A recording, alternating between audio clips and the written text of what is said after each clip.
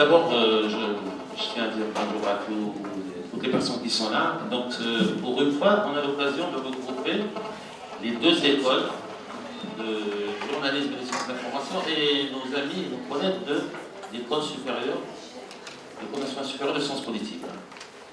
Je trouve que ce genre d'initiatives sont très louables, surtout que les sujets, en fait, c'est les mêmes sujets qui nous intéressent, même si on a deux options, deux façons de voir les choses, mais nous sommes interpellés par les mêmes sujets. Nous avons aujourd'hui le privilège de recevoir le professeur Hamid Temmar, ancien ministre. Je tiens à dire en parenthèse, si M. Temmar me permet, qu'il a été mon professeur à l'université à l'époque.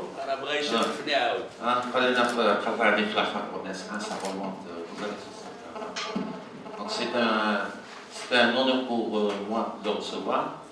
Je suis très content aussi d'avoir mon ami, le directeur de sciences politiques avec nous, M. Mustafa Saïd. Donc, dans le cadre des activités de l'école, nous allons avoir assisté aujourd'hui à une conférence que je considère très importante, intitulée un peu les enjeux stratégiques de l'Algérie. C'est bien ça, donc, je vais laisser la parole. Je ne sais pas si Mustafa, tu veux dire quelque chose, je te laisse la parole. Je laisse un peu la parole à mon collègue. Et je vous souhaite donc bienvenue à l'École supérieure de journalisme. Merci. بسم الله الرحمن الرحيم.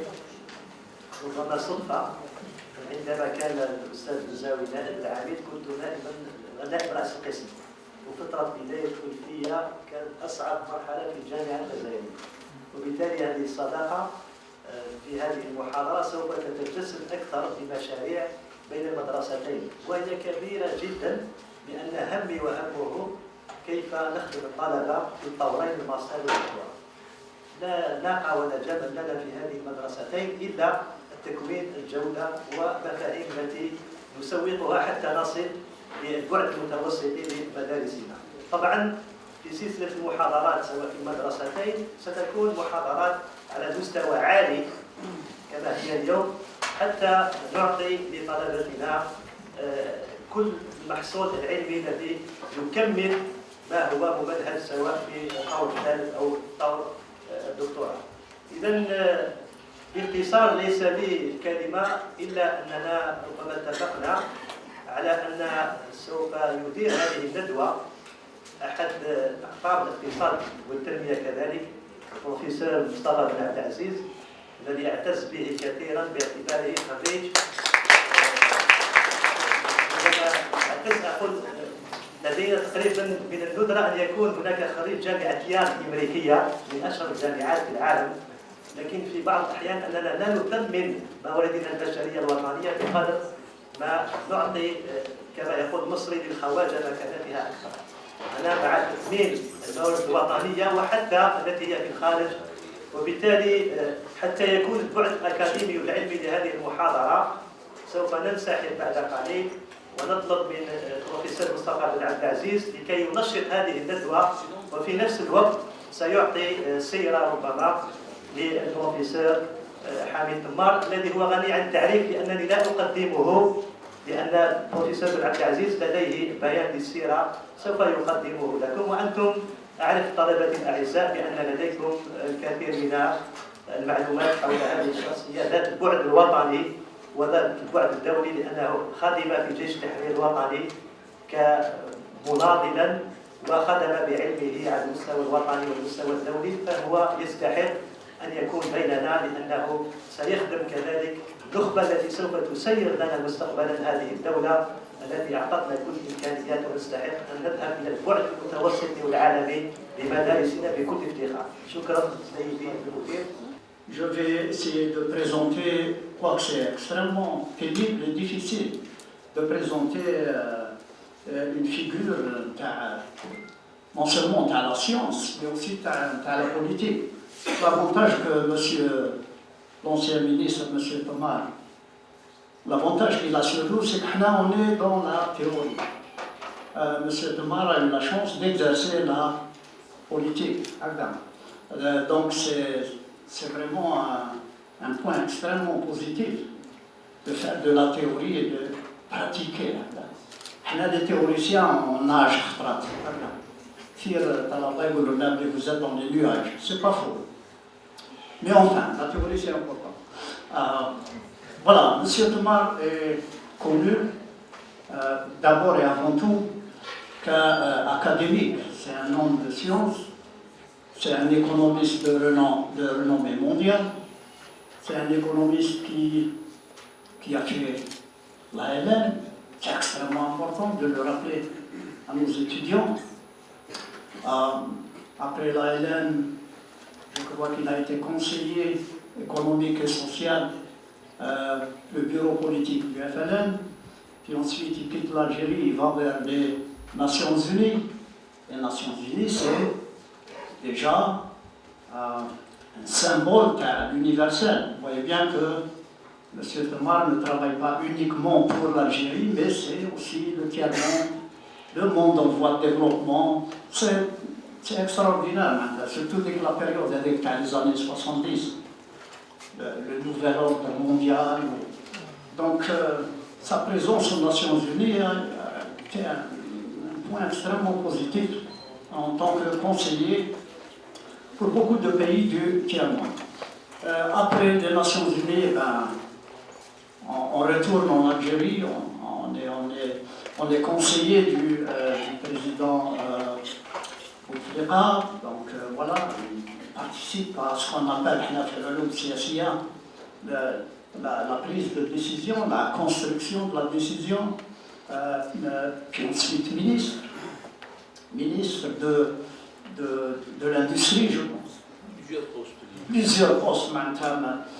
C'est pour ça que si je devais m'attarder sur sa personnalité scientifique et politique, là je donc voilà, je vais être bref.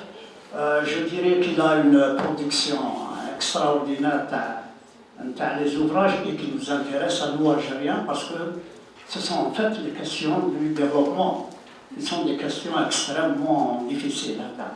Et je profite de cette occasion pour dire à mes étudiants, à nos étudiants, que ce soit à l'école même ou à l'Institut d'études politiques Tata, dont je fais partie là, je dois rappeler aux étudiants qu'il est impossible aujourd'hui de faire de l'analyse politique sans avoir en présence la dimension économique des phénomènes.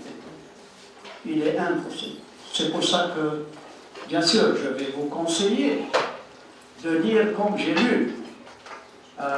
Dommage que je n'ai pas encore eu le temps de relire les ouvrages de notre ancien ministre et professeur, M. Hamid Tomar. Mais déjà à côté de moi, je fous ce qu'un être humain peut produire.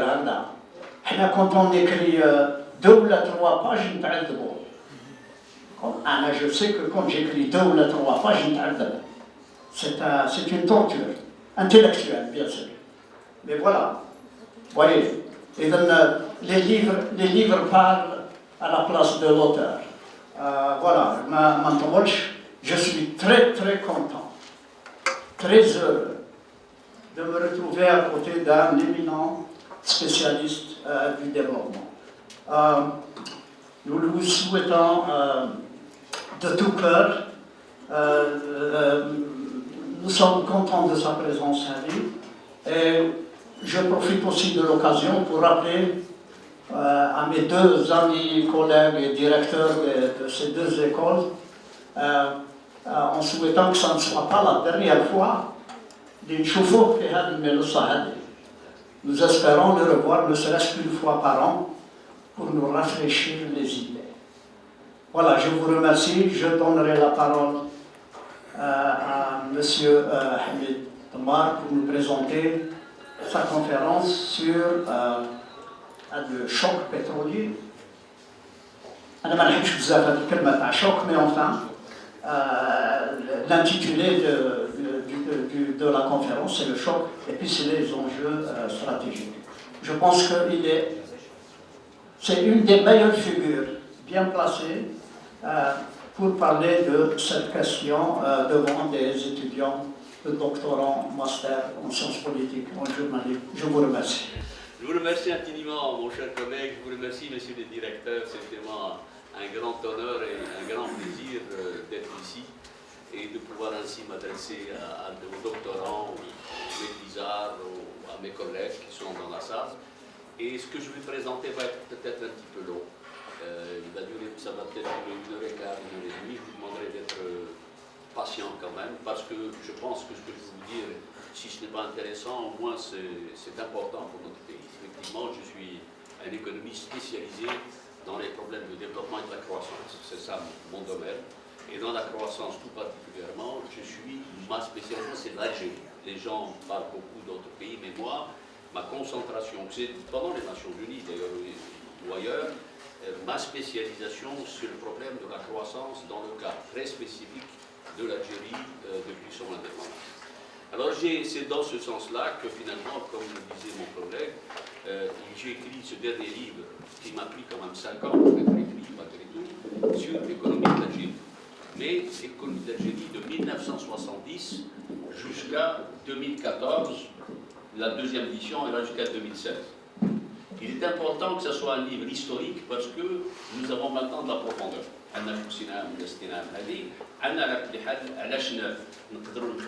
60 ans, c'est beaucoup, c'est donc mon expérience. Pendant ces 60 ans, كونا لكم استراتيجيات، كونا سياسيات اقتصادية أخرى.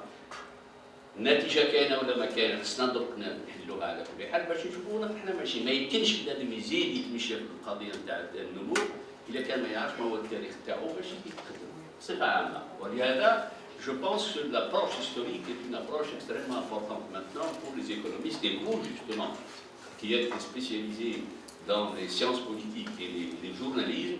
Je crois que la profondeur historique doit être toujours chez vous pour pouvoir présenter les années de l'essai. Pourquoi j'ai écrit ce livre-là, Haketa, où, pour vous faire plaisir, mon cher collègue, on va parler du choc. On va parler des enjeux stratégiques. On oublie le choc. Alors, ce livre, plutôt pour répondre à des questions précises. Ce sont des questions stratégiques. Première question, pourquoi l'Algérie n'a-t-elle pas rejoint le peloton des économies émergentes? Il peut commencer par là, la tête de ce peloton.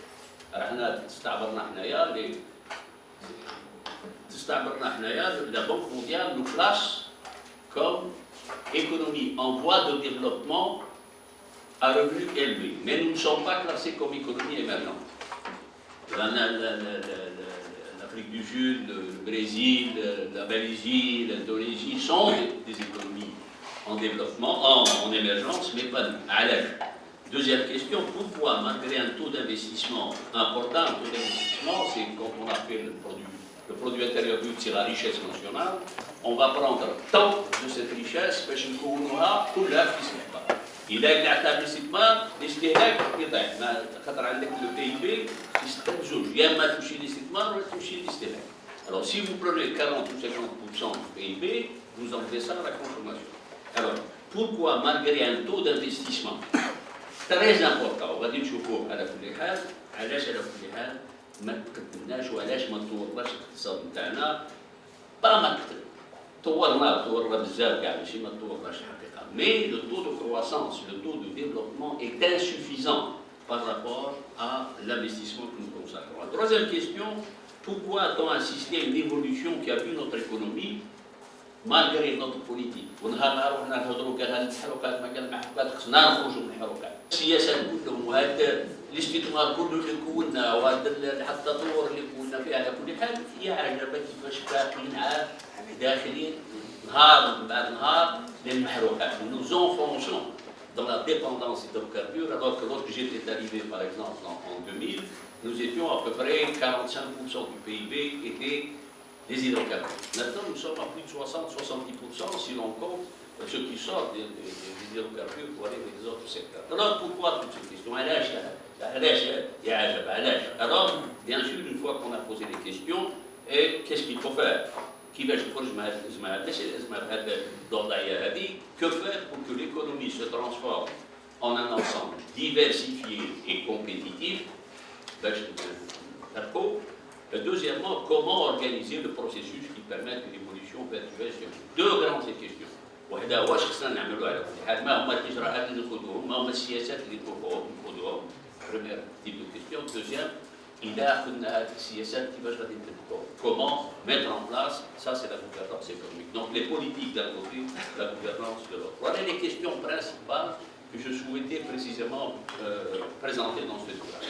ولهذا nous présentons la présentation va se faire en 5 temps, la stratégie de développement de la nation, l'évolution tendancielle de l'économie, les stratégies de développement de la nation, l'évolution tendancielle de l'économie, la stratégie de passage, que faire, la deuxième question, comment le faire. La stratégie de mise en œuvre et d'évaluation, essentiellement pour les économistes. On va dans des détails économiques qui ne sont pas très importants, qui sont importants pour tout le monde, mais qui sont trop techniques d'une manière générale parce qu'on utilise un verbe qui n'est pas toujours. Alors, on va débuter la présentation des stratégies d'ANA, les gouvernances. On distingue 5 périodes. Voilà qu'il y a des périodes que je retiens sont discutables. C'est-à-dire que vous pouvez les changer, vous pensez estimer qu'elles sont pas bonnes, il n'y a pas de problème. بدينا الحقيقه كنا قبل السبعينات avant 1970 on a eu un pré-plan. C'est un plan simplement d'évaluation de la situation. كنا خرجنا بالويل تاع الحرب تاعنا في فرنسا on a essayé d'évaluer. Mais à partir de 70 on a commencé vraiment à construire l'économie nationale. Alors on a opté à ce moment-là pour une stratégie dite de développement indépendant, que mes collègues doivent connaître certainement. À partir de 80, je vais en 80-86, on a essayé de réajuster. Mais si on a réajusté le système jusqu'en 86. À partir de 86, on est rentré, c'était l'échec complet, quand même. Alors à ce moment-là, nous sommes allés à un ajustement structurel. Et cet ajustement structurel, c'est rien au Nidam. غيروا النظام كله الدستوري والاقتصادي على كل حال النظام المؤسساتي complet. Et nous sommes allés en 94, nous avons échoué encore, et nous sommes allés à genoux devant le FMI pour faire un accord d'association qui s'appelle l'accord de stabilisation macroéconomique, original en 2000. الله يسر جاء على كل حال وحنايا جينا معاه على كل حال باش نديرو ولكن باقي عاد من بعد 2009 à partir de 2009 on est rentré dans une autre phase. C'est une phase où on a vu revenir dans la gestion de l'économie هي الاقتصاد كما راها على كل حال والسياسه تبقاو كما ولكن التسيير تبدل. الحكومه le gouvernement, l'État en général, la gestion publique est devenue plus importante, alors qu'elle avait pratiquement disparu dans les années 2000. Voilà les 5 périodes, les 5 grosses périodes, 70-86, 86-2000, 2000-2009, 2009-2015, d'une manière générale, 2016, on peut continuer à 2016. Alors là, la période de 70 à 80, et à Kipdina, en 1970, on a fait un plan quadriennal. Et ce plan quadriennal explique comment on va vraiment investir. Et nous avons fait des choix. C'est soit de développement indépendant, on a acheté de grands équipements, on a voulu construire vraiment des capacités de production des produits humains pour être totalement indépendants. On a acheté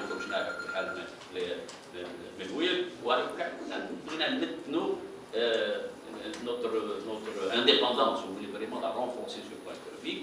Donc, dernier plan quadriennal, et elle a été affirmée dans un deuxième plan quadriennal, 74-77, ما كملناش خاطر on a vu trop grand تاع كبرت علينا وما كناش نقدروا ما كانش عندنا الحل في الطرف ولا شيء.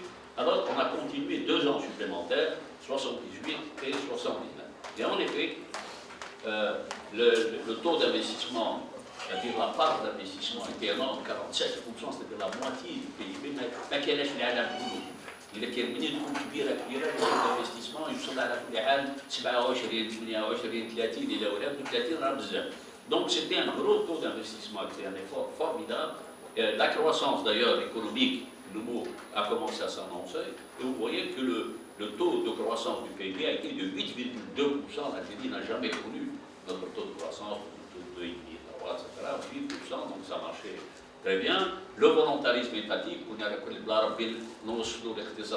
alors c'est un volontarisme politique, c'est la décision, il n'y avait pas à discuter là-dedans. Et c'est ainsi que, pour pouvoir aller vraiment construire, on a mis en place un plan pour mobiliser tous les moyens qui étaient possibles et imaginables pour pouvoir aller carrément à la croissance économique rapide sans attendre. Alors, tout cet effort, qui a été un effort formidable, ما يتساواش خاطر لي بينيوني بزاف وما كناش نجبروا لي خصنا المعيشه تاعنا كانت شويه واعره بصفه عامه. Alors malgré tout ça, ça a été un échec complet. Nous sommes rentrés dans une très grosse situation d'endettement d'une manière générale. Alors à partir de 1980 قال لنا هذه الوضعيه هي هذه غادي ماشي نغيروا ولكن غادي on va ajuster le système et on a décidé de quitter la stratégie de gros investissements, etc., pour amortir, introduire des industries un peu plus légères, etc. Et on est passé à ce qu'on appelle, on a oublié les plans carriéraux, et on est passé aux perspectives décennales. Décennales 10 سنين. 10 سنين قسمناها زوج، خط واحد 5 سنين وخط الآخر 5 سنين. الأول بدينا به على كل حال 80-90 les décennales. بدينا على كل حال le premier plan quinquennal en 84.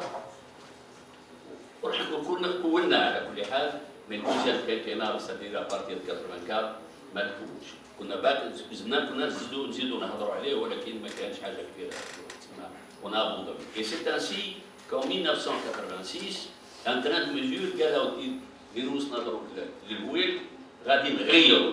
alors هذه المرات كنا في التغيير سدير لو شانجمون دو سيستيم هيومان النظام بروح الاقتصادي خصنا تبدل. Alors, pour cela, on a pris un certain nombre de grandes lois qui sont historiques. D'abord, on a aboli la réforme agraire. Deuxièmement, on a restructuré les domaines autogérés. On a aboli le monopole de l'État sur le commerce extérieur. Et surtout, on a donné donc كل داك الشيء كله كان ما كانش المؤسسات كلهم كانوا عموميين ما كانش الخواص. C'était même, vous expliquerez que c'était l'ennemi, le privé était un ennemi qu'il fallait détruire à ce moment-là d'une manière générale. Alors هذه المؤسسات عمومية كلهم عمومية على كل حال on leur a donné l'autonomie d'entreprise au lieu de garder la tutelle d'une manière générale. Alors ces réformes ont été consolidées par une nouvelle constituée. C'est جديد. خاطر كنا بكري عايشين ce qu'on appelle le régime parti État. ذاك الوقت الامين العام تاع الحزب هو الرئيس تاعنا. بغيت تكون ديريكتور خاصك تكون بلا FLN. لي جون FLN. لي فام FLN. سانديكا FLN. كل شيء على كل منظمه على حساب الو FLN. ما كاينش اللي يتهزز. واذا تهززنا على كل حال كنت راك كنت في خطر. Donc ce système de parti-État vole en éclat. La nouvelle constitution, créée en 89, fait disparaître, nous passons au multipartisme, nous sommes en sciences politiques, et on a démarré vraiment avec un système qui est un système de représentation, de démocratie représentative en général. هذا الإجراءات كلهم زدنا مثلناهم على كل حال par un second train de mesures d'une portée majeure, la loi sur la libéralisation des prix, la loi sur la monnaie et crédit, et la loi sur les relations de travail. La fournée des nouvelles mesures ont été mises en accord avec le FMI, mais sans appui du FMI. Nous sommes membres du FMI, nous déposons, nous avons des dépôts normaux au FMI que le pays peut utiliser. Quand il en a besoin, là on n'a pas demandé l'appui du FMI, on a pris notre argent et on l'a fait, mais en discutant avec eux, donc ils ne nous ont pas imposé. D'une manière générale à ce moment-là. Alors en janvier 1994, on est allé plus loin.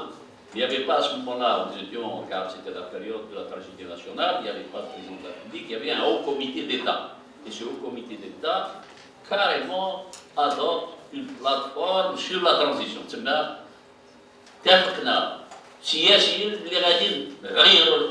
Donc c'était vraiment un engagement politique extrêmement important qui était pris à ce moment-là. Cependant, le passage soudain d'un système d'État ou ça, nous n'étions pas prêts. Ça demande du temps, ça demande des générations, ça demande une mentalité, ça demande une formation. Du jour au lendemain, Code général. Et cela, évidemment, est abouti à une double situation d'insolvabilité financière et d'échec économique, et surtout, هذه القضية باش بنادم يربح في الاقتصاد قبلها على كل حال، ولكن دخلنا في أمور أخرى. C'est la cohésion sociale qui était en jeu. Et quand on rentre dans la cohésion sociale, on est dans des choses extrêmement sérieuses. ما راحش اقتصاد حاجة ولكن المجتمع منين يتهرس حاجة أخرى تماما. Alors dans ce cas-là, évidemment, le pays rentre dans une période de confusion doctrinale et d'hésitation qui ont fait payer très cher la population cette situation. Alors, en 1994,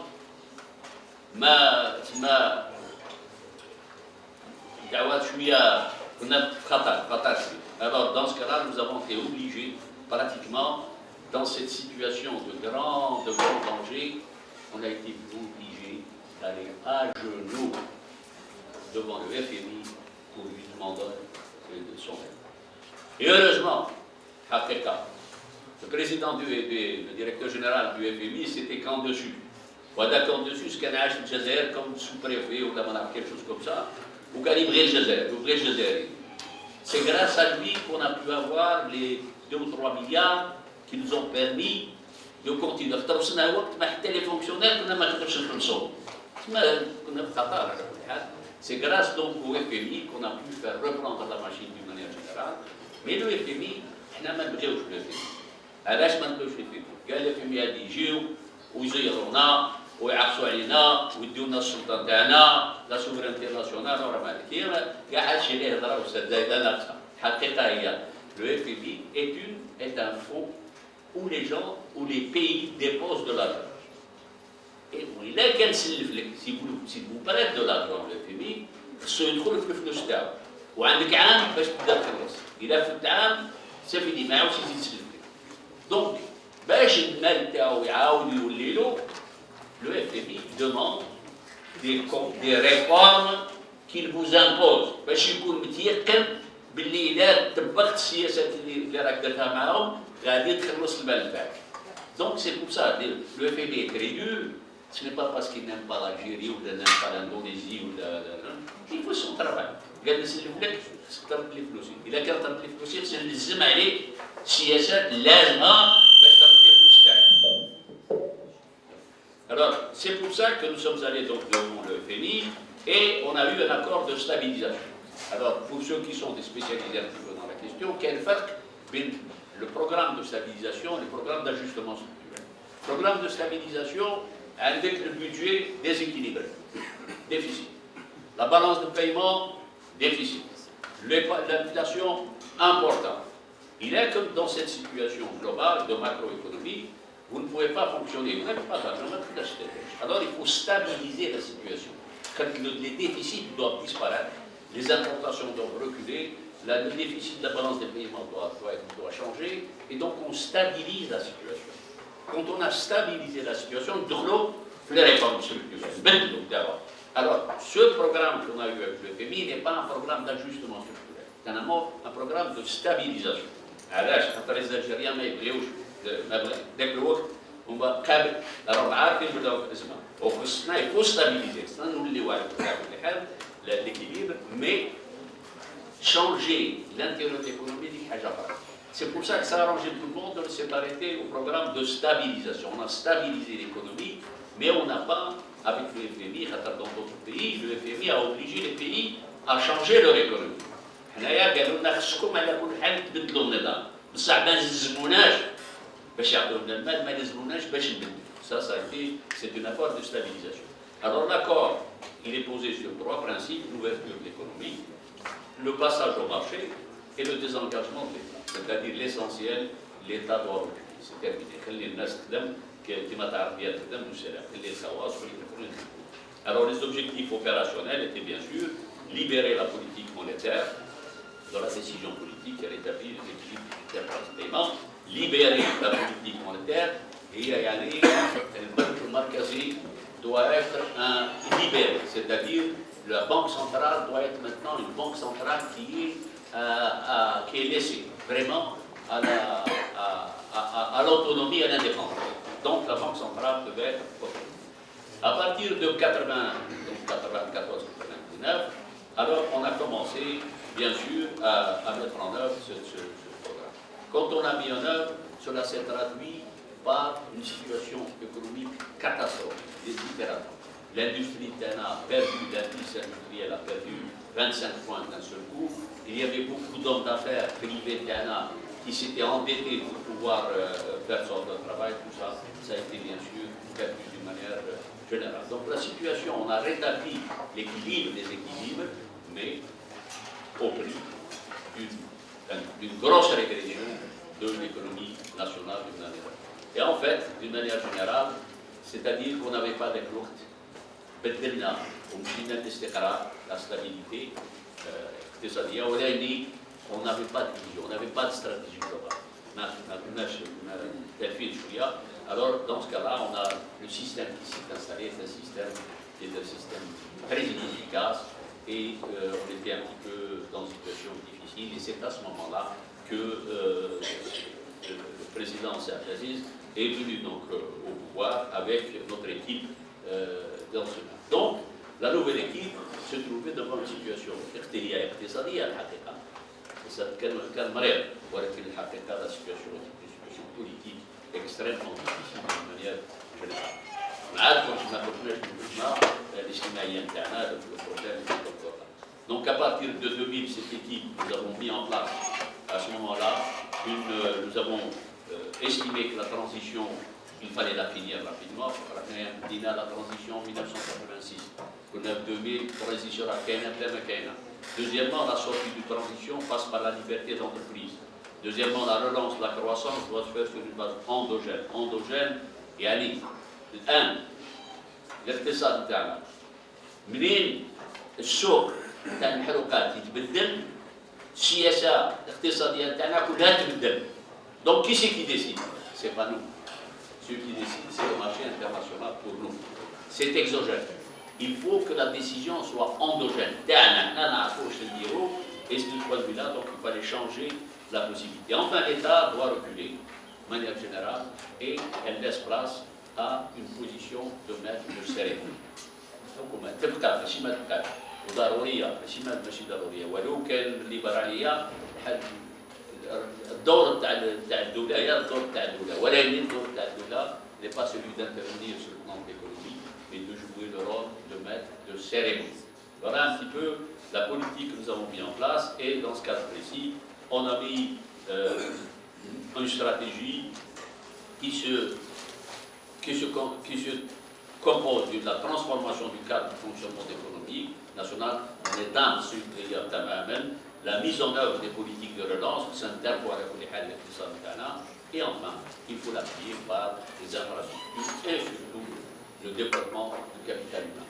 Vous parlez, vous peut-être certainement, vous lisez beaucoup le terme de ressources humaines. Le développement de ressources humaines et الاجتماع نتاعنا خصو يتطور. ما معنى هذه التطور؟ C'est le problème, il faut que les écoles soient bonnes, il faut que le secondaire soit bon, il faut que la santé soit bonne, il faut qu'il y ait culturellement les choses soient en place. C'est-à-dire qu'il faut que les ressources humaines, la société algérienne, soit bien développée. Le mot sens des ressources humaines. Mais le capital humain, c'est différent. Capital humain, on parle des ressources humaines, mais les ressources humaines qui ne concernent que le développement et la croissance, c'est-à-dire les ingénieurs, les hommes d'affaires, les économistes, les décideurs d'une manière générale qui contribuent au développement économique. C'est ça le capital humain. Alors la stratégie, bien sûr, doit être assise sur une gouvernance, une façon de faire des choses qui est différente de la façon de faire qui se faisait par le passé. Voilà. Et c'est cette stratégie qu'on a mis en place, et les choses marchaient d'une manière générale, et puis tout d'un coup, en 2015, il y a une quatrième phase qui va passer, et cette quatrième phase, on assiste à on a réaffirmé la même stratégie, il y a des idées qui me font mais on a ralenti certaines réformes, et surtout, l'État est revenu. Alors que l'État, nous voulions pouvoir le mettre cérémonie, l'État est revenu sur l'économie nationale, والآن ما يمكنش تخبط ما كانش ما تقدرش تخبط القضية de ça, il a souligné d'une manière ou d'une autre, d'une manière générale. Voilà un petit peu la situation, donc les menaces de retour à la trappe de transition reviennent. هذه la trappe de transition, la trappe qui موضع on va dire شكون شنو. Et la Banque mondiale a vu que certains pays rentrent dans la transition et sortent de 10, 15, 20 ans, et d'autres qui rentrent dans la transition au pas. حنايا الاقتصاد تاعنا دخلنا نحسوا في التغيير la transition ولكن كنا حاصلين la transition de manière générale. Alors l'ensemble de cette présentation, c'est le livre. C'est le livre. هذا هو هذا قاعد راني نحكي لكم راني نحاجيكم جبروا هذا الكتاب هذا Donc pour vous tous, journalistes et political scientists que vous êtes, il est clair que ce livre, vous devez l'avoir comme votre livre de chevet. خاطر يعطيكم كل les références politiques, économiques, techniques, historiques dont vous avez besoin, même sur le plan international, pour pouvoir suivre l'évolution des stratégies que nous avons mis en place. Alors, maintenant, très rapidement, parce que ça n'est pas très important pour Saraha, on va voir simplement l'économie. Il y a une chose qui on est étonné. Le niveau de notre revenu en PPA, c'est-à-dire comparé aux autres pays, est de 14 190 $ par tête. Chaque Algérien, en moyenne, reçoit 14 190, c'est-à-dire PIB divisé par la population. Si tu vas à la Chine, c'est 13 200. On a أكثر منه خير منه. إذا قبلت l'Inde, au moins 5 700. On a خير منه. Double aller au Alors pourquoi nous ne sommes pas considérés comme des pays émergents où les investisseurs économiques يتيقوش فينا ويتيقوا في الهند. C'est étonnant. Il a qu'à dire sur tout ce qui concerne les indicateurs sociaux, la couverture sociale de l'Algérie, nous sommes couverts comme les pays les plus développés au monde. La sécurité sociale, la santé, l'éducation, etc. Dans les pays développés. Tout le monde ne rentre pas à l'université en Chine. Il faut payer pour les études. La sécurité sociale en Chine ne couvre pas tous les Chinois. Tandis que nous sommes couverts, plus ou moins, mais nous sommes couverts. Donc, le revenu est élevé, la couverture sociale est élevée, et nous ne sommes pas considérés comme un pays émergent. Alors, le problème, évidemment, est pourquoi. Alors, cette situation globale, évidemment, fait que elle est liée au fait d'efficacité de notre économie ne fonctionne pas d'une manière efficace, elle n'est pas diversifiée. Mais ce n'est pas ça le plus important.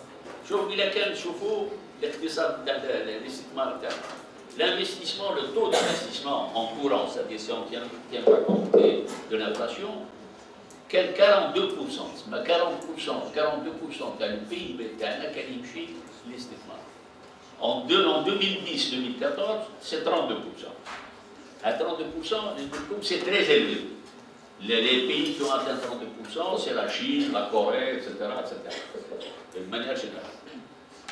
Il a une taux d'investissement plus courant, plus constant, c'est la même chose. Et on voit le taux de croissance, le petit R, le petit R, dans les années 70-74, on avait un taux d'investissement très élevé, de 42%. Et le taux de croissance était élevé, de 6,6%. En 2010-2014, vous voyez que nous sommes à un taux d'investissement très élevé, 32%, mais le taux de croissance c'est 2,7%. Et toute la période qui est le taux de croissance a toujours été 2,3, et pour pouvoir se développer, pour au moins doubler notre revenu par tête, au moins doubler, sinon plus, il faut un minimum de 7,5 à 8% de taux de croissance. Donc nous restons dans une stagnation qui nous permet, le pétrole nous fait vivre de manière générale. Chauffe le tableau de l'État, chauffe le taux de croissance de 1080 à 2012. Le taux de croissance d'un 0,55%, mais c'est 1%. Tandis que la Chine chauffe le taux de croissance 8,06%. Donc nous avons un problème d'efficience économique extrêmement élevé. Sur maintenant un autre indicateur très important et on va s'arrêter. Le premier, le tableau de Kemaran Ptou. Vous avez investissement SQS, y compris énergie. SQS, ça veut dire société et quasi-société, c'est-à-dire les entreprises. Il a maintenant l'investissement dans les sociétés en Algérie, c'est 34% d'investissement total.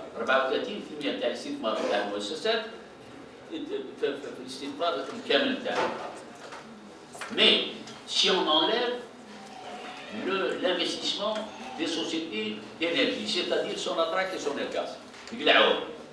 شوفوا investissement SQS hors énergie c'est 8,2%.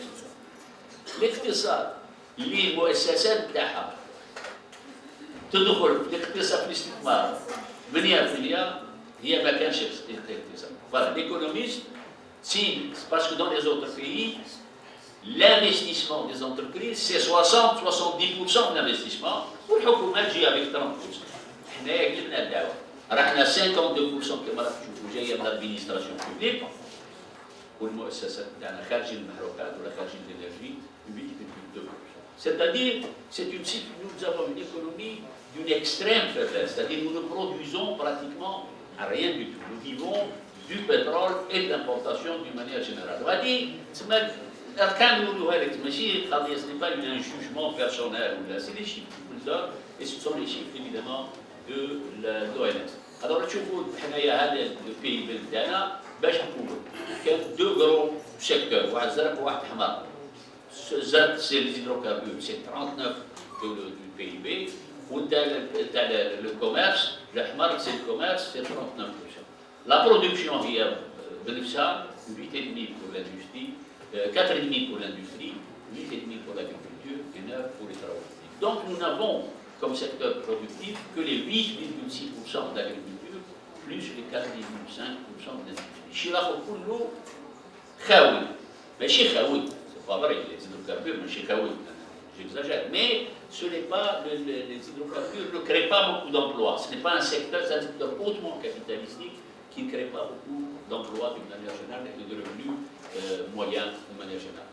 شوف إذا شفنا دروك الاقتصاد بتاعنا على كل حال راك تشوف هاد الطابلو هادو شوف راه هذا الألجيري. هذا الألجيري بتاعنا لتحت عمان وتحت السعودية. Ça veut dire que nous sommes un pays qui du point de vue de la production ne produit pratiquement rien en dehors du pétrole. Voilà ce que ça veut dire. Nous sommes parmi les pays les plus concentrés sur le plan de la production. Il a كان مشينا دروك le commerce extérieur de la République. Si nous allons maintenant au commerce extérieur, vous voyez ce tableau, le trait rouge, c'est l'Algérie. C'est-à-dire, c'est le trait rouge, il exprime que nous sommes le plus concentrés. C'est-à-dire, 90 ولا أكثر من 90% تاع les exportations تاعنا كلهم pétrole ولا يدوروا على حسب البترول. شوف les autres pays, même un pays comme l'Asie, par exemple, avec les Kahla, regardez, elle est beaucoup plus plate. Donc nous sommes dans une situation où l'économie est extrêmement concentrée. Et il y a un travail coréen qui a été fait dans le cadre du ministère du Plan quand j'y étais, chauffe le jet de l'Algérie. L'Algérie est derrière, en bas et à droite. Ça veut dire que nous sommes le pays le plus, mais si un pays concentré dans le commerce extérieur, nous sommes le pays le plus concentré dans le monde. Aïchim, c'est le pétrole d'une manière générale. Mais c'est dramatique pour le... Alors d'une manière générale, donc, cette situation que je viens de vous décrire, se traduit par une inefficience extrêmement grave de l'économie. قال صحة أسيدي هالأزمة اللي رحنا معها ظروف والأسعار تاع الحروقات طاحوا رحنا في أزمة سي نورمال داكور مي سي با سا سي كو l'Algérie toujours من السبعينات وتجيبها حتى اليوم on a toujours été dans cette situation, notre économie a toujours été une économie inefficiente. علاش؟ من السبعينات قالوا يمكن parce dans tous les pays du monde il marche, l'économie marche, راه le temps en crise 10 سنين 5 سنين يخرجوا من la crise يعاودوا حنا لا à la fin des années 70, c'est-à-dire début des années 80 حتى اليوم nous sommes toujours dans une situation où la croissance est positive, c'est déjà très important, pas négatif, elle est positive, c'est-à-dire ولا يدي نكتبوا بالسياسة هنا alors que pour améliorer notre sort, nous devons faire des taux de croissance pendant 10-15 ans qui sont au minimum de 7,5 à 8,5% du management. La Chine, la Corée, le Brésil, etc. Alors, devant cette situation, quelle stratégie qui va je dire qu'est-ce qu'on doit faire exactement d'une manière générale. Alors, pour pouvoir concevoir une stratégie, nous ne pouvons pas concevoir nos stratégies sans deux facteurs. essentielle. La stabilité, la stabilité et le développement mondial. L'Algérie, nous avons un tarif douanier très faible, un des plus faibles au monde. Notre économie n'est pas assez protégée et on ne peut pas reculer. Deuxièmement, le monde lui-même a changé. Donc, si on doit faire une stratégie, la stratégie doit être assise sur la stabilité. On a regardé la stabilité de 87 حتى 98 حتى 2002 c'était un problème social, une déstabilisation avec les années 90, etc. Donc la stabilité, l'istiqrar est nécessaire, c'est une obligation. Alors qu'est-ce qu'on peut faire dans ce cas avec la nécessité de voir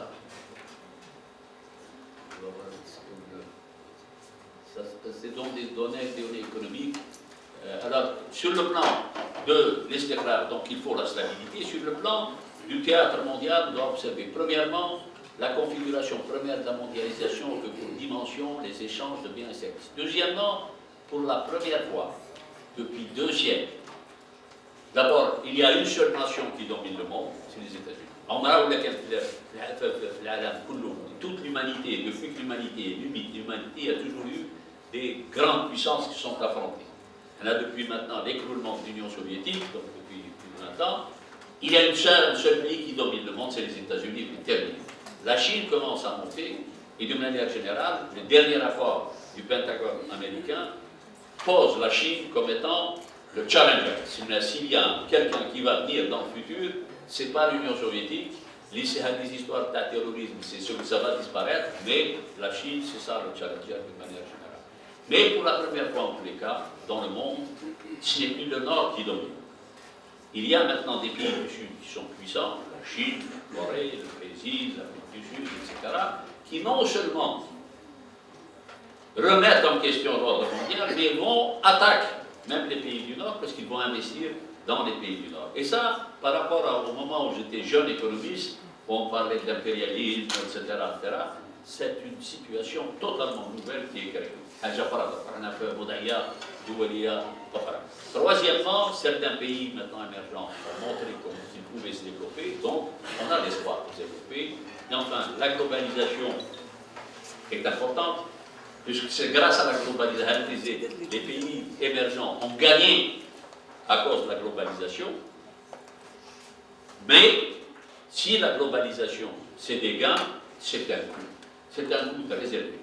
Le chômage, ça peut nous coûter le problème du budget, ça peut nous coûter le problème de la compétitivité. Donc la mondialisation est nécessaire, mais elle coûte cher. Elle peut coûter cher. La seule façon de sortir, ne pas coûter cher,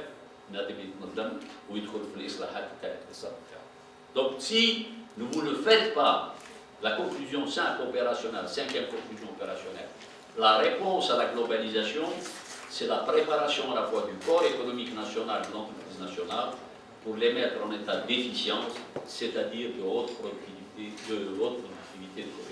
Des gens extérieurs, au bras où où l'investisseur étranger il dit qu'il transfert ou de 4 milliards de le problème, il faut que l'économie se développe et l'économie devient elle-même concurrentielle et compétitive de manière générale. Voilà. Alors, comment le faire? C'est ça le gros problème. C'est que dans le cadre d'une stabilisation et de la transformation du théâtre, la littérature spécialisée, les études empiriques, les expériences historiques, les travaux qui sont faits dans le monde, tous indiquent de manière claire qu'on a des potentialités, mais que ces potentialités sont lâchées à cause de la situation globale du système. Et donc l'objectif stratégique, c'est d'abord de changer le système. Il faut transformer le système. Ça, c'est la chose première qu'il faut faire, et c'est la chose première. Vous comprenez qu'en 2000, quand l'équipe du président est venue, notre objectif prioritaire, c'était changer le système économique, de manière générale.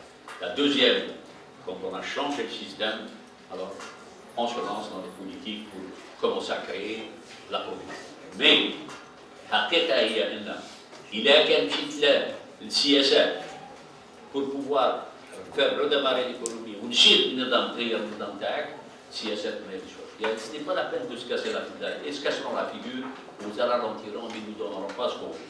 Le problème des politiques que nous avons initiées, pour les économistes qui sont là, ce sont des politiques d'offre. Il y a des politiques de demande et des politiques d'offre. Les politiques de demande, garantir le consommateur مستهلك يعطي له فلوس هو غادي يمشي للسوق وكي يمشي للسوق على كل حال يشري منين يشري المؤسسات غادي يصنعوا ويبيعوا. Donc on part à la croissance par la consommation. Ça c'est la demande. ولا قال لا نفسنا نديو la production doit la produire. D'abord il faut construire la production et les consommateurs viennent en deuxième position. Quand ils vont trouver la production, ils vont pouvoir ainsi se faire. Donc il faut faire un choix entre la consommation, entre les politiques de demande, c'est keynésien, et les politiques d'offre qui sont classiques. Donc, pour ce qui me concerne, c'est les politiques d'offre. Et les politiques qu'on a initiées à partir de 2000 sont des politiques d'offre. C'est discutable, ça peut se discuter entre économistes. Il y a eu de grands débats, un très gros débat entre nous, je me souviens de la stratégie, mais d'une manière générale, ça peut se discuter de manière. Donc, la mutation qualitative de l'économie, il faut transformer le cadre de fonctionnement de l'économie, c'est-à-dire que la manière dont fonctionne l'économie doit changer. Deuxièmement, il faut à ce moment-là lancer des bonnes politiques d'offre de manière à endogénéiser l'économie. راحنا ظاهرين ونستثمروا والناس غاديه وريك الزوم دافير تاعنا يبيعوا ويشريوا داك الشيء من حد عارف من حد سوق المحروقات مارش. إلا سوق المحروقات سا مارش با بور نو كاع مشى بحال النشاط كله مشى بحال. Ça veut dire que la décision économique ne nous appartient pas, elle appartient au marché international. Il faut qu'une grande partie de la décision nous appartienne. حنايا يتبدل السوق يتبدل ولا ما يتبدلش خصنا نكون عندنا كلنا متنين nous sommes sûrs de telle manière que la grosse partie de la production se réalise chez nous. C'est ce qu'on appelle l'endogénéité. C'est-à-dire qu'il faut endogénéiser, il faut ramener la décision de croissance à notre niveau, à nos hommes d'affaires. Ben, si le gouvernement, ce n'est pas une question du gouvernement, nos hommes d'affaires, nos consommateurs, nos intellectuels, nos universitaires doivent reprendre la décision de croissance. Ainsi, la stratégie est composée de 10 dimensions. Dimension là, la transformation du cadre fonctionnement de l'économie. La deuxième, c'est le redéveloppement de la fonction de production, mais elles sont appuyées par deux grandes politiques.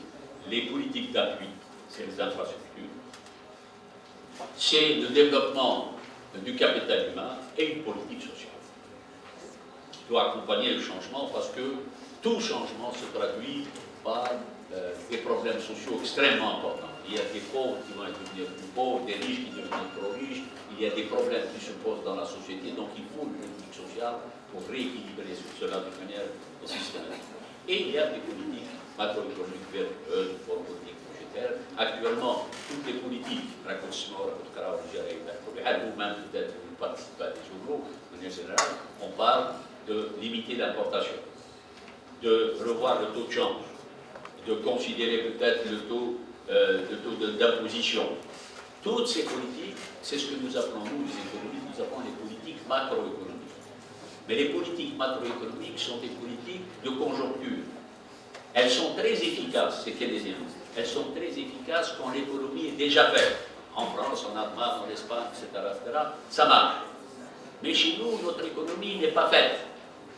Donc ce sont des politiques, si vous ne changez pas votre système, ces politiques sont bonnes et il faut les faire. Mais s'il faut les abandonner, il faut les faire, mais leur impact sera un impact tout à fait limité. Donc voilà notre stratégie. Un, transformer le système. Deuxièmement, lancer des politiques de croissance, les appuyer par des infrastructures, le développement humain, la politique sociale, et lancer des politiques macroéconomiques. Stratégie très simple. Alors, dimension 1, qu'est-ce que c'est que la transformation? Qu'est-ce qu'il faut faire pour que je te regarde? La première, il faut réformer le système bancaire. La mère des réformes.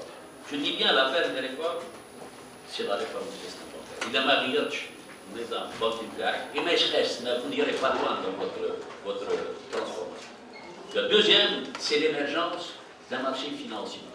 Lorsque vous voyez la grande crise de 2006 dans le monde, ça a été une crise non pas des banques, C'est la crise des banques. Ce n'est pas une crise des banques, c'est une crise du système financier long. Ce sont les banques d'investissement, capital risque, tout ce qui est dans les banques d'affaires. Ce sont ces banques, les hedge funds, les fonds spéculatifs. Ce sont ces fonds qui ont eu une crise. Mais les banques commerciales, les banques n'ont pas été touchées dans cette crise. Donc il y a une différence entre la banque, c'est ce qu'on appelle nous les marchés monétaires, et le marché financement long. La bourse, les banques d'investissement, les banques d'affaires, le leasing, etc., etc. Donc il faut réformer le secteur bancaire et il faut créer un marché long. علاش marché long؟ خاطر بزاف ديال غارتين يقول لك اودي لا بانك هي اللي تسلك الاستثمار، ما تسلك والو الاستثمار. منين انا باغي الاستثمار؟ عندي على كل حال نمشي للبنكه ماشي ما نمشيش للبنكه، واش غادي نطلب لها؟ قال اودي انايا بغيت نبني مصنع، على كل حال تسلف لي باش نجيب le matériel, le management extérieur, et pour acheter des inputs. Ce sont des prêts de 7 ans, avec une année ou 2 années de grâce. Ce n'est pas un investissement, c'est un prêt moyen terme. Donc, nos banques ne font pas d'investissement et elles ne peuvent pas le faire. Car l'investissement, c'est un pari sur le futur. Or, l'argent qu'on dépense, ce n'est pas de l'argent, c'est l'argent des déposants. Donc, il faut des banques spécialisées qui ont leur propre argent تاعهم وانت بديت تكون مستثمر وخصك داك 70 هذيك 30% تاع الاستثمار تاعك وخصك داك 70% تمشي تشوف هاد البنوك هادو دي بانك دانفستيسمون pour leur dire donnez-moi les 60%. ويدخلوا معاك وتكون. Donc ce côté banque d'investissement n'existe pas chez nous. محدد دابا عندنا maintenant le Fonds national d'investissement mais on peut en parler. Troisièmement, il faut que le marché du foncier soit transparent d'une manière générale, ce qui n'existe pas à l'heure actuelle, et la rationaliser à travers le renforcement du cadre de la concurrence. Le marché pour les économistes, il y a 3 grands marchés. Il y a le marché des biens et services, le marché le marché financier et le marché du travail. Alors le marché financier, évidemment, a besoin même d'être renforcé sur le plan du marché parallèle et sur le plan de la régulation de manière générale. Alors ces politiques-là, c'est le deuxième point. هذو اللي رحنا على كل حال كتبناهم. C'est celui-là. Ce sont la transformation du système. Voilà le deuxième. Ou ce qui s'appelle l'équilibre parisien ou stabilité par l'État.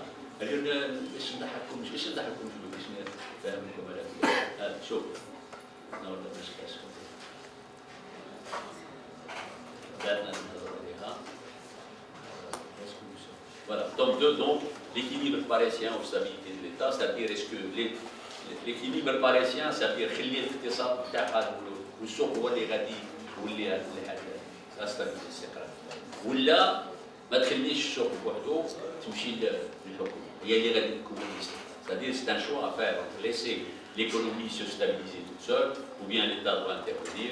Le tome 2 explique quelle a été la situation chez nous en général. Je suis en trac, c'est parce que c'est vraiment très intéressant. Alors les politiques, maintenant, on a dans le débat, ça, nous allons aux politiques de la croissance. Dans ce cas-là, nous pouvons dire la promotion de l'investissement. La deuxième grande politique, c'est la mise à niveau d'entreprises privées moyennes. بزاف من اللي يشوفوا تاعنا et les hommes d'affaires نهار ما طايحين على الحكومه قال ما اخترتناش وقهرتنا وضغطتنا وما طارناش للسوبر. C'est faux.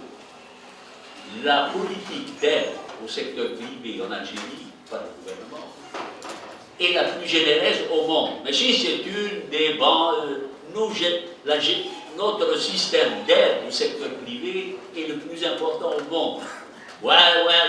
Rien ne se passe. On aide, mais le secteur privé n'a pas pris les choses en main. Il est toujours au second plan d'une manière générale. Donc, pourquoi?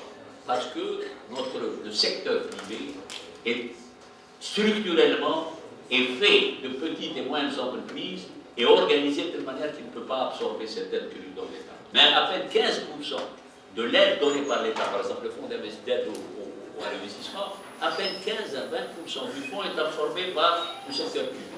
80% par l'État. Le SSM ما يمكنلاش بالعدد لا. Donc il faut la mettre à niveau. C'est pour ça qu'il faut une politique de mise à niveau de l'entreprise moyenne. Troisièmement, il faut redéployer le secteur public. Le secteur public est très inefficient, il absorbe la valeur ajoutée au lieu d'en donner, alors que, comme l'entreprise doit créer de la valeur ajoutée. Donc il faut réformer le secteur public, soit en le redéployant et par la privatisation de beaucoup d'entreprises privées, publiques doivent aller à la privatisation de manière générale. Et enfin, il faut développer une capacité d'innovation éthique parce que, actuellement, le facteur essentiel de productivité et de compétitivité, c'est l'innovation. تعرف مرات تشوفي مع التليفون التلفزيون اتسيتيرا عندك التليفون تشري اليوم إلا عام من بعد التليفون تاعك مشى ما خصك تشري حاجة أخرى.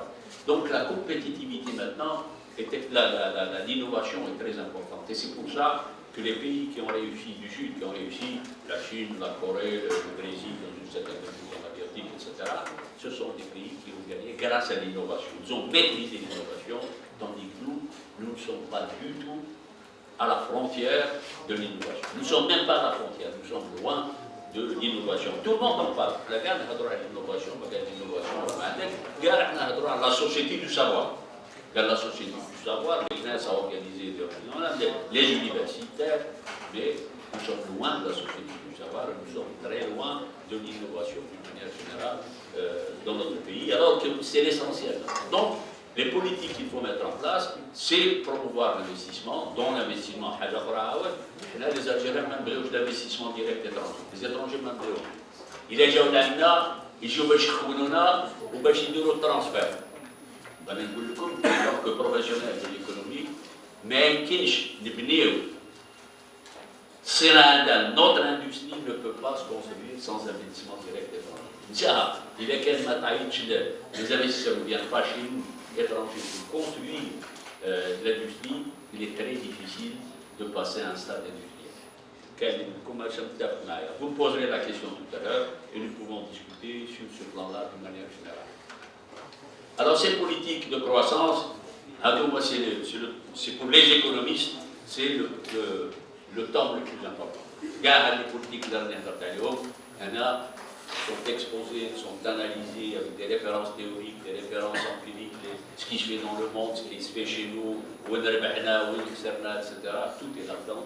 Et donc vous ne pouvez pas trouver un autre livre actuellement qui vous donne, vous qui faites des travaux, faites des thèses, qui faites des mémoires peut-être de master, etc., il est impossible pour vous de trouver une autre référence. Tout est là-dedans.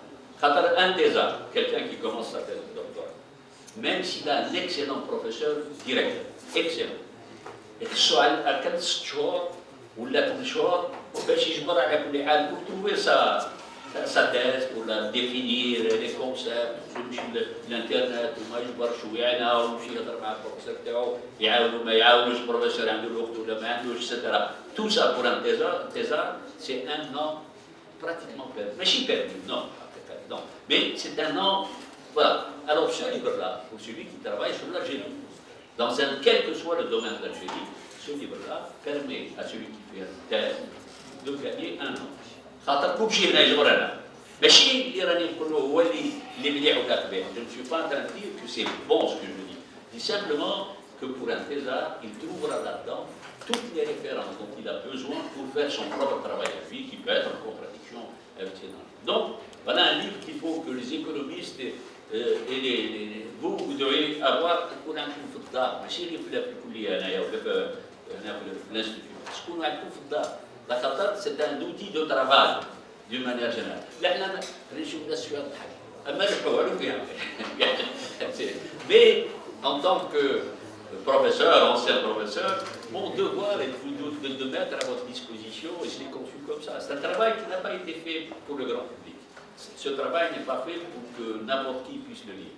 C'est fait pour les étudiants, masters, pour les doctorants, pour les professeurs, pour les hommes de décision qui sont au sein du gouvernement sur le plan de l'économie et des politiques. Donc il y a les politiques de support qui viennent, qui sont capital humain, les infrastructures de la politique sociale, et les macroéconomies. Là, toutes ces économies, avec la Banque centrale, le problème de la Banque centrale et du budget du ministère des Finances, nous ne sommes pas tous d'accord sur ces choix. Alors voilà, je résume maintenant la stratégie. Voilà. Donc, la stratégie de croissance qui est proposée. Alors, nous ne parlons plus d'indépendance économique. Il n'y a pas d'indépendance économique. Les États-Unis, une puissance extraordinaire, n'est pas indépendance économique. Mais nous allons parler d'endogénéité, c'est-à-dire ramener la décision. Il faut de la stabilité économique, nécessité, et on commence par transformer le système. On développe le système bancaire, on développe le système financier long, on développe un marché du foncier et on rationalise le marché final. Voilà le premier pied de la stratégie. Le deuxième pied de la stratégie, c'est redéployer la fonction de production par le dispositif d'investissement, la mise à niveau des PME, le redéploiement des SPM, du secteur public marchand, secteur public et la promotion de la compétitivité par l'innovation. Et tout ça doit s'appliquer dans le cadre de stratégie industrielle. Mais vous savez que nous avons toutes les stratégies. La stratégie industrielle existe, la stratégie sectorielle industrielle existe, la stratégie de l'agriculture existe, la pêche existe, la stratégie... Toutes ces stratégies existent à l'heure actuelle. Et il n'y a pas à les faire. Elles sont là, de manière générale.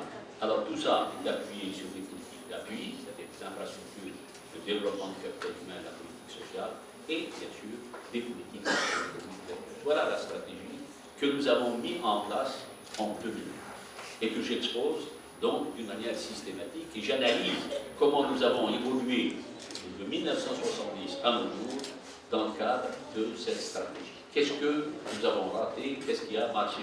Ainsi, les tomes 2 et 3 dans le CSR et celui du système économique. Ces deux livres répondent à une question. Qu'est-ce qu'il faut faire? À travers les politiques, CSR. Je suis dans une situation, il faut trouver des solutions. Qu'est-ce que c'est qu'une solution? C'est la politique économique.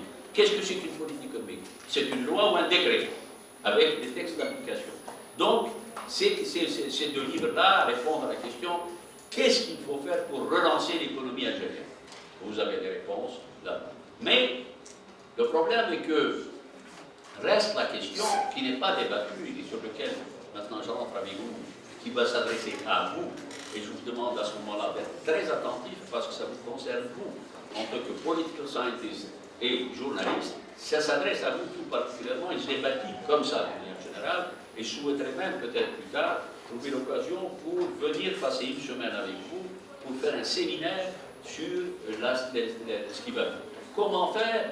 Qu'est-ce qu'il faut faire? Ça, qui veut se redicter pourquoi? Mais nous, nous ne posons pas cette question. Ni nous, d'ailleurs, ni beaucoup de pays. Particulièrement. Nous sommes très français dans notre démarche. Très, très français. Tu as un Français, tu as un spécialiste. Alors, les politiques, etc. Nous avons formulé la politique. Nous avons énoncé la politique. Nous avons fait la politique. D'accord? Mais l'Américain ne dit pas nous avons fait la politique. Il voulait que nous gérons la politique. Donc ce n'est pas la question de l'énoncer. Il faut la gérer. Et cette dimension de gestion n'existe pas dans la terminologie française. Comme 80% de notre alimentation scientifique chez nous vient de la France, évidemment, nous ratons un certain nombre de choses, dont le problème de la gestion des politiques.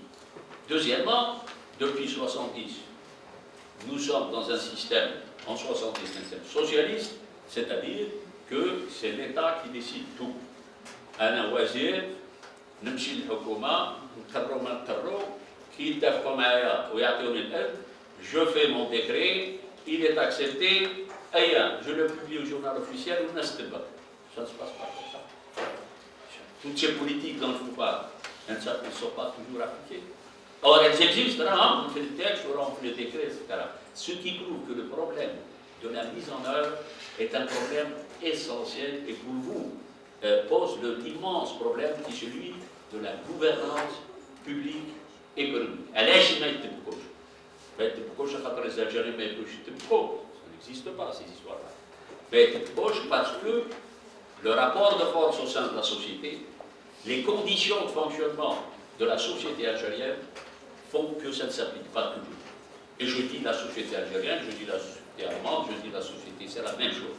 le problème de la mise en œuvre des politiques économiques, parce que qui dit politique économique dit gouvernement, dit politique faite par le gouvernement, son application dépend de l'état de la société et des rapports de force au sein de la société. Et ça passe ou ça passe pas selon l'état de la société. C'est ce qui explique la gouvernance politique économique. Alors, c'est là où je vous demanderai d'être attentif un petit peu, parce que c'est vraiment votre sujet de manière générale. La fonction de gouvernance dans une économie en transition qui a opté pour un système de marché et de libre entreprise, c'est-à-dire la nôtre, et qui est régulé par des politiques publiques, c'est la nôtre, se trouve confrontée à la spécialisation de trois équilibres. Ça, c'est de la théorisation, c'est-à-dire ce sont des choses, des instruments que je vous donne et pour lesquels vous devez payer mon cours, mettons $100 000 l'heure, 200 000. Alors, il y a un premier équilibre, qui est l'équilibre entre la flexibilité et la stabilité. Le deuxième équilibre, c'est entre la compétitivité et la solidarité. Le troisième équilibre, entre le marché et l'État. Il faut répondre à ces trois questions. Qu'est-ce que ça veut dire, ces équilibres-là? Bien sûr. Alors, la première contradiction. Après, ce sont des choix contradictoires. Il est d'Al-Tahdi Medbir Soufra. Alors, les conditions historiques que a vécu l'Algérie font de la stabilisation politique et de la cohésion sociale de l'ensemble du corps social et économique une condition nécessaire de croissance économique. C'est-à-dire, pour moi, économiste, je considère que la stabilité politique et la cohésion n'est pas un problème politique. Moi, en tant qu'économiste, je considère comme une nécessité économique. Mais, si je vais à ce moment-là à la stabilisation, le processus de transformation de l'économie, moi je vous dis, il faut transformer le débat. Et bien, si vous transformez, vous brisez la stabilité. Alors, surtout en Algérie, étant dans notre histoire, et là, je déstabilise. Qu'est-ce que je dois faire? Je stabilise ou je déstabilise? C'est un problème, c'est très important pour un gouvernement. Le président, je pense tous les jours, se lève et se pose cette question. Moi-même d'ailleurs, qui j'ai? Que tout à bien, ça, il fallait privatiser. Pour la préoccupation à ce moment-là, nous sortions des années 90, il fallait stabiliser. La situation se stabilise, on a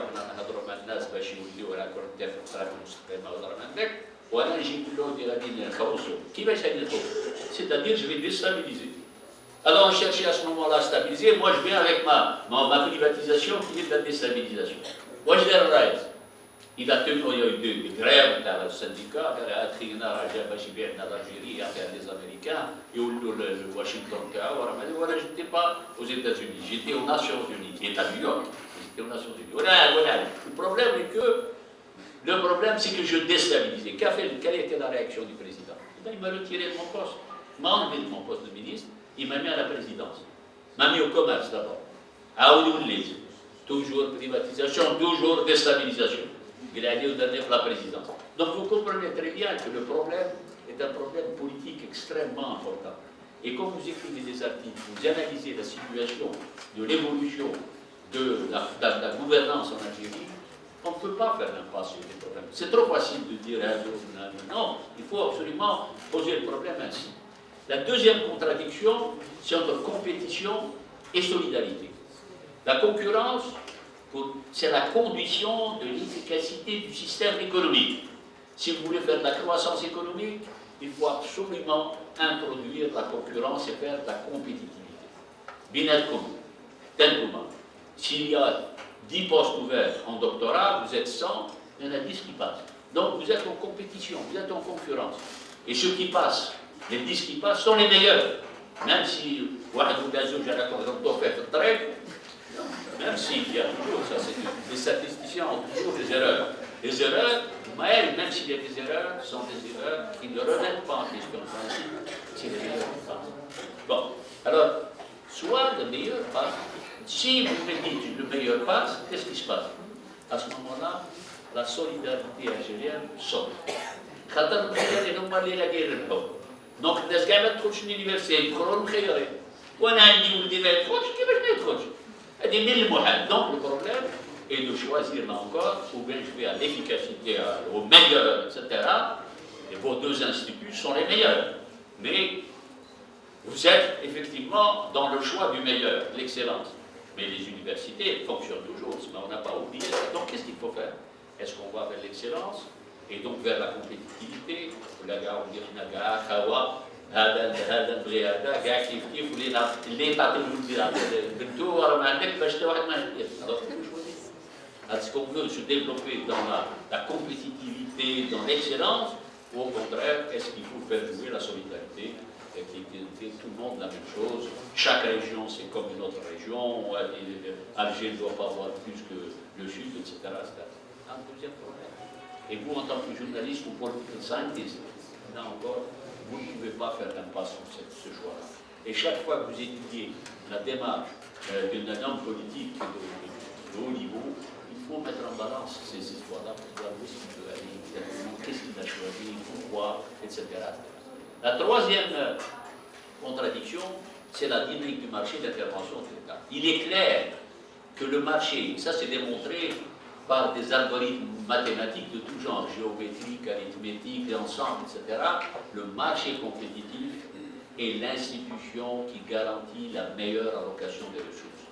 C'est là, le marché vous dit où il faut investir, et le mieux possible, et le moins cher possible pour gagner un maximum. Mais d'une autre manière, le marché, c'est aussi le lieu des inégalités les plus importantes. Au marché, un monopoleur, un type riche qui a une grande entreprise, va gagner encore plus. Celui qui n'a pas les moyens va perdre plus. Donc voilà, on a un marché qui est le meilleur allocateur de ressources. Ça, c'est mathématique. Mais d'un autre côté, c'est celui qui crée les plus grosses inégalités. Avec l'histoire du marché, ça veut dire que pratiquement, Batna a été tandis qu'Alger va se développer, et vice-versa, etc. Donc, nous avons là encore un problème très important. D'accord? Si le marché est un allocateur de ressources, mais il est inégalitaire, qu'est-ce qu'il faut faire? Il faut que l'État intervienne. Mais si l'État intervient, nous aurons les années 70, c'est-à-dire catastrophe après catastrophe. C'est parce que l'État n'est pas le marché. Donc l'État, c'est pas parce qu'ils sont mauvais ou les administrateurs, non, non, non. Le système étatique fonctionne selon des principes administratifs qui n'ont rien à voir avec les principes de fonctionnement du marché. C'est aussi simple que ça. Et donc, alors qu'est-ce qu'il faut faire? Tu faire mais il y a des risques. Ou il y a des mais là vous bloquez la machine. Qu'est-ce qu'il faut faire? Donc là encore, nous avons affaire à des problèmes extrêmement importants. Et ces trois grands, surtout le dernier problème, c'est un problème que nous débattons depuis le socialisme. Dans cette cadre dynamique, etc., c'est très simple. Il y a le choix dans le socialisme, c'est l'État. Même au risque d'une inefficacité de croissance. Dans le cadre du capitalisme, c'est le marché. Le marché a été mis en place avec Friedman, par exemple, en Grande-Bretagne, ou avec Reagan, avec M. Thatcher en Grande-Bretagne, et Reagan a été fait aux États-Unis. Dans les deux cas, ils sont allés au marché le plus loin possible, parce que la théorie classique, par rapport à la théorie keynésienne et de nouvelles théories actuellement institutionnalistes, il ne faut pas que l'État intervienne dans l'économie. Les hommes d'affaires vont se débrouiller, etc. Quel a été le résultat de cette libéralisation? La catastrophe économique. Alors, le marché dit que la catastrophe, dire le Hukuma, c'est pas mieux, c'est un problème qui n'est pas un problème facile. Nous sommes dans une situation extrêmement complexe qu'il faut tenir avec beaucoup de. Alors, ces trois contradictions, donc les contradictions de talent, c'est-à-dire la flexibilité ou la stabilité, c'est-à-dire je transforme ou je ne transforme pas, ou je stabilise. Je fais de la concurrence ou je fais de la solidarité. Je passe à l'État ou au marché. À ces trois questions, la réponse à ces trois contradictions, en ce qui nous concerne, nous les Algériens, a toujours été la même. C'est on a toujours voulu la stabilité, on a toujours préféré la stabilité à la transformation, à la réforme. Deuxièmement, on a toujours préparé l'égalité sociale et la solidarité d'une manière générale, à la compétition. On a toujours préféré la présence de l'État au marché libre. Et on a toujours préféré un mode de gouvernance centralisé au niveau de l'État pour tenir les choses. Voilà quelles ont été nos réponses. Le problème, ce n'est pas qu'on donne ces réponses, mais beaucoup de pays sont passés par ces efforts et ils ont apporté des réponses. Mais si vous étudiez l'histoire économique de ces pays-là, vous allez voir qu'il y a des moments où ils ont été centralisés, d'autres moments où ils ont été décentralisés, des moments où ils sont allés au marché, d'autres moments où ils sont revenus à l'État. Ça va et ça vient. Même les pays européens, c'est simplement le pays. Chez nous, le cas est unique. De toujours, on a toujours choisi l'État, on a toujours choisi la stabilité, on a toujours choisi l'égalité sociale, on a toujours choisi une gouvernance centralisée. كنا بكري في السوسياليزم صراحه centralisé, solidarité, stabilité, كاينه. Donc ما بقيناش. Et pourtant nous sommes toujours dans la même approche de manière générale.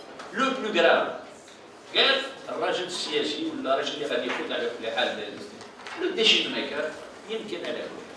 نحن حتى الشعب تاعنا متفق على هذا الشيء. C'est-à-dire que nous avons un consensus populaire pour ces choix de stabilité, d'égalité sociale, de présence de l'État et de gouvernance.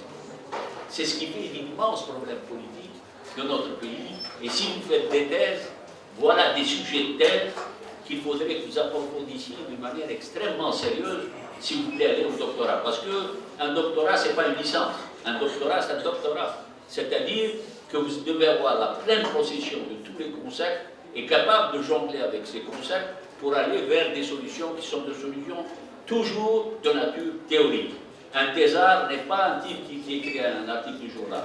Un thésard, c'est quelqu'un qui fait du concept, donc qui propose une idée théorique, qui théorise les observations, comme fait toute science. Vous observez un phénomène, vous l'observez et vous obtenez tel résultat, vous l'observez plus tard et vous obtenez le même résultat, et encore une troisième fois le même résultat, vous dites, je théorise, voilà la loi, ça s'applique automatiquement. C'est votre travail d'approcher à ça. Et donc, d'une manière générale, ces trois contradictions doivent être vraiment une affaire de réflexion extrêmement importante. C'est pour je le dis, c'est pour vous. C'est-à-dire que ça vous donne des indications pour ceux qui font des thèses. Il n'y a peut-être pas des sujets de thèse proprement dit, mais des backgrounds de réflexion chez de thésards ou de mémoire de masters, de manière générale. Alors, le problème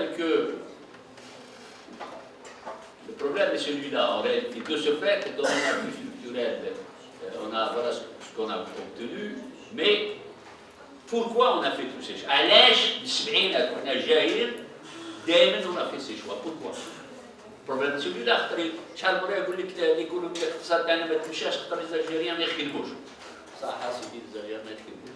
قضية ماشي خاطر إلا قلت ما يخدموش. On fait une constatation en tant que thésard. Je constate que les Algériens ne travaillent pas parce que la productivité est faible. Mais si vous avez constaté, vous n'avez pas expliqué. C'est clair. Pourquoi ils ne travaillent pas? C'est ça la question du scientifique. Et pourquoi cet Algérien ne travaille pas? Alors c'est un être humain avec un cerveau, un bras, etc. Normal. Donc c'est ça la question du problème. Pourquoi notre choix pour qu'il soit sans discipline, même la stabilité, la non-concurrence? Pourquoi?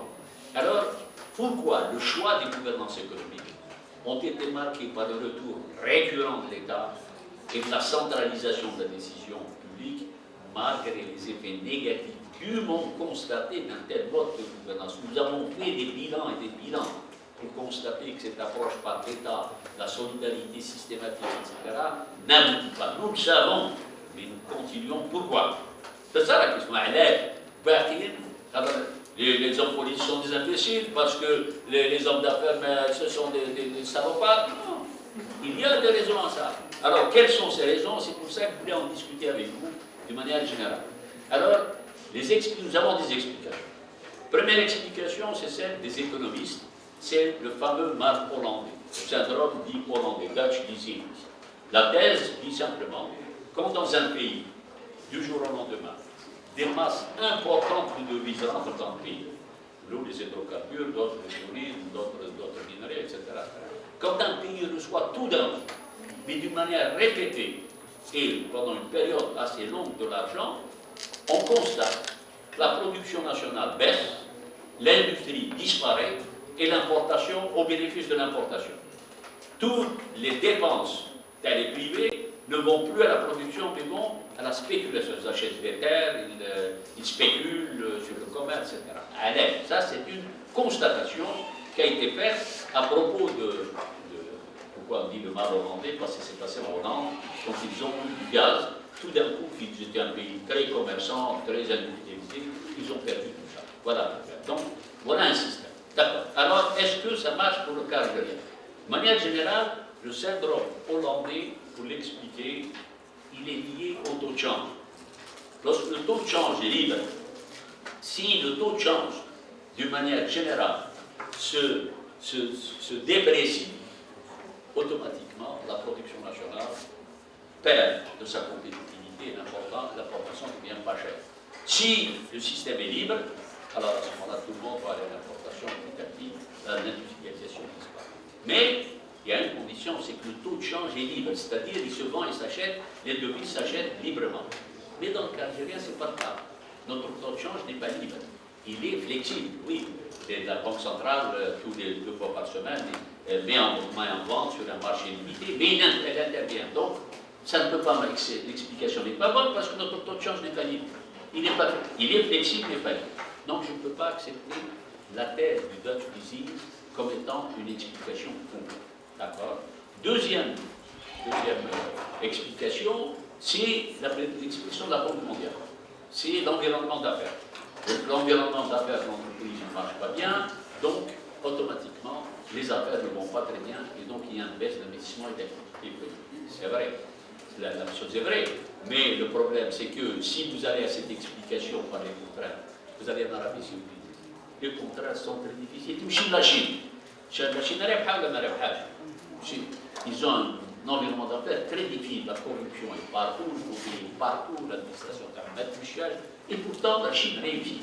Donc je ne peux pas non plus accepter l'explication par le fonctionnement de l'entreprise.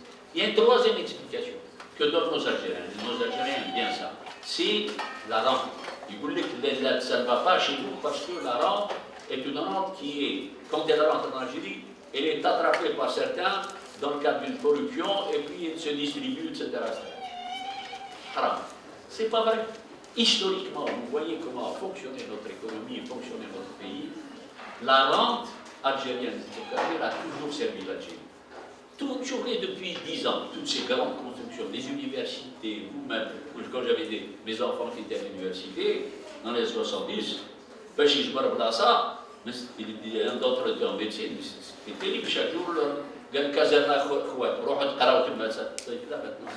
les autoroutes, le recyclage, ça il faut que vous l'ayez vraiment en main, très sincèrement. Nous sommes fiers de tout ça. Si vous comparez aux autres pays pétroliers, le recyclage du pétrole chez nous s'est fait totalement au bénéfice soit de nos industries, des industries lourdes, et maintenant les infrastructures et surtout l'aide sociale. 1,5 million ou 1,7 million Algériens travaillent sur l'argent de l'État. Il n'y a pas de contrepartie productive de l'État. Les différents programmes d'aide au travail, c'est 1,7 million personnes. Donc, il est clair que la rente n'explique pas la faiblesse de l'économie.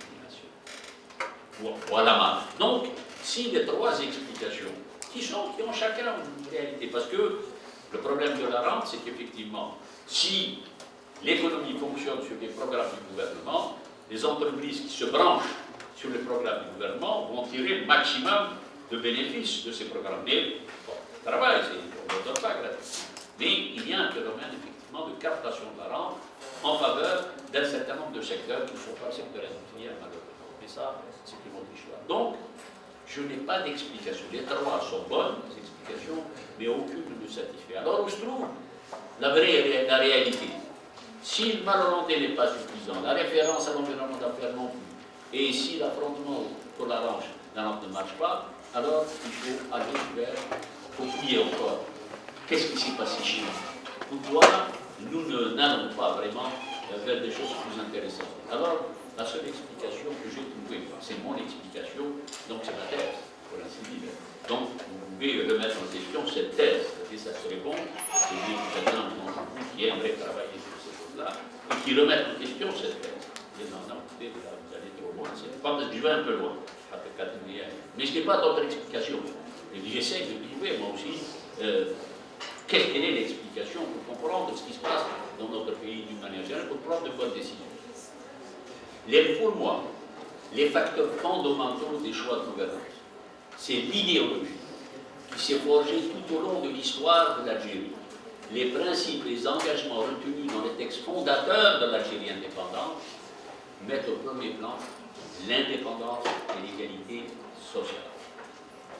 Le texte qui a fondé l'économie algérienne dans son approche, c'est le programme de Tripoli.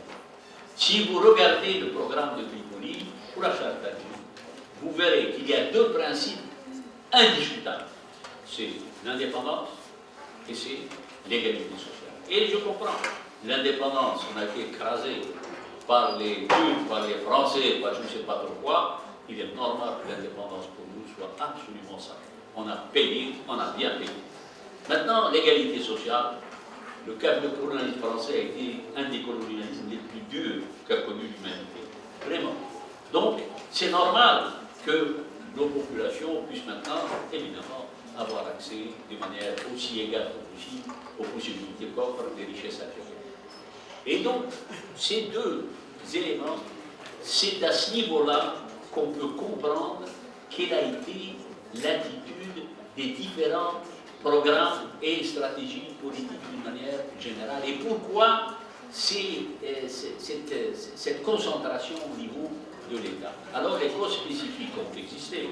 Le prix du pétrole quand même a permis de faciliter les choses. La situation de crise au niveau international incite à des moments d'arrêt de reprise. La situation sociale dans le pays qui appelle un gradualisme, tout ça, ça a marché, mais incontestablement, les facteurs d'indépendance et d'égalité sociale, avec le phénomène de ce qu'on appelle, ça c'est un texte, c'est un mot de science politique, l'hystérésie. L'hystérésie, c'est toute décision que je prends maintenant est conditionnée par la décision que j'ai prise avant moi. Ça c'est l'hystérésie. Et il n'est pas possible que du jour au lendemain, même quand on fait une réposition, on prenne des décisions détachées d'une manière générale. Donc l'indépendance et l'égalité sociale étant l'essentiel, ce sont les facteurs fondamentaux. Alors, si on accepte que l'idéologie, et notamment l'égalité sociale et l'indépendance, sont les explications profondes, dans ce cas-là, l'examen de l'évolution institutionnelle des programmes de gouvernement qui sont étudiés depuis 1970 confirme ce caractère explicatif permanent de l'idéologie fondatrice et la dynamique des rapports de force sociaux quant à la forme de gouvernance publique économique et de l'agencement institutionnel. Et le deuxième facteur, bien sûr, c'est le fait que malheureusement, nous avons eu beaucoup d'argent. Alors, ces trois facteurs, les deux facteurs fondamentaux, et le fait qu'on ait beaucoup d'argent, explique pourquoi l'Algérie ne veut pas changer d'une manière générale. Et c'est ça les explications. La concentration de la décision économique au niveau de l'État, avec une défense majeure, le manque de stratégie économique de long terme, de planification de la population, explique une gouvernance économique marquée par une démarche de go and stop et par les taux d'investissement extrêmement élevés, une croissance vraiment faible et le maintien de l'économie dans une place. Le problème de go and stop, là aussi c'est un beau mot que vous pouvez utiliser en tant que des arts. Les économistes keynésiens, dans les années après la Deuxième Guerre mondiale, les économies européennes étaient à l'arrêt. Plus tard, les économies marchent toujours d'une manière cyclique, c'est-à-dire l'économie monte toujours pour descendre, pour remonter, c'est comme ça. Alors, quand l'économie marche, c'est bon. Quand elle descend, à ce moment-là, elle marche, en anglais, it's normal, ça descend. Voilà, stop. Alors, c'est ça. Qu'est-ce qu'il faut faire pour redémarrer l'économie? Les Keynésiens proposent une intervention de l'État sur le plan de grands chantiers pour faire redémarrer les choses. Donc, on a une situation où l'économie stop, et l'économie par des mesures go. Stop and go. Politique, ça, l'économie s'arrête, on l'aide. L'économie s'arrête. Nous, c'est le contraire. Nous avons un phénomène de go and stop. On commence. On dit la stratégie, on investit tout ça, ça marche très bien. 2 ou 3 ans plus tard, C'est ce que d'ailleurs pour ça que j'ai appelé ce livre-là, le premier tome c'est la stratégie, le mythe de Sisyphe. Qui c'est Sisyphe? Sisyphe c'est un héros grec. وكان عفريت مع راسه. وكان يلعب ذاك الربوبه نتاعهم تاع الجريك كان يلعب معاهم اتسترا. حتى واحد النهار مات. كي مات قبضوا به. قال راك بدي يدينا دروك واش غادي نديروا بك؟ Et il inflige un supplice de Sisyphe. Ça s'appelle le supplice de Sisyphe. عطاو له gros bloc de pierre وقالوا دروك طلع وثار. طلع طلع كي يوصل يعاود ينتهي. يعاود هو المسكين طلع من الجبل منين يوصل يعاود تحت. À perpétuité. C'est ça, nous go and stop. C'est-à-dire. C'est Camus qui l'a popularisé. D'ailleurs, en parlant de l'Algérie, mais c'est-à-dire, احنا نبدا راحنا بدينا وتعاود نعاودوا نمشيو. C'est exactement l'Europe de Sisyphe qui monte qui descend. C'est pour ça que j'appelle le mythe de Sisyphe. Et il faut que définitivement ce roc arrive tout à fait en haut d'une manière générale. Alors, voilà un petit peu ce que je voulais vous présenter, surtout la dernière partie sur la gouvernance publique économique pour les thésards et ceux qui sont en master, notamment en master catégorie 2, je ne sais pas si vous avez ça, le même système que l'université. Ce travail-là, c'est pour vous. C'est-à-dire, vous ne pourrez pas trouver ailleurs une explication de la gouvernance économique algérienne, l'Algérie, sans revenir à ces catégories. Peut-être qu'il y a d'autres collègues qui ont écrit, s'ils sont écrits, je serais heureux de savoir. Moi, je n'ai pas dit, parce que j'ai cherché à m'en expliquer. Et donc, je place entre vos mains toute cette réflexion de manière à ce que vous qui êtes maintenant au niveau vraiment de la recherche et du travail, puissiez ainsi continuer cette réflexion en apportant du meilleur. Je vous remercie.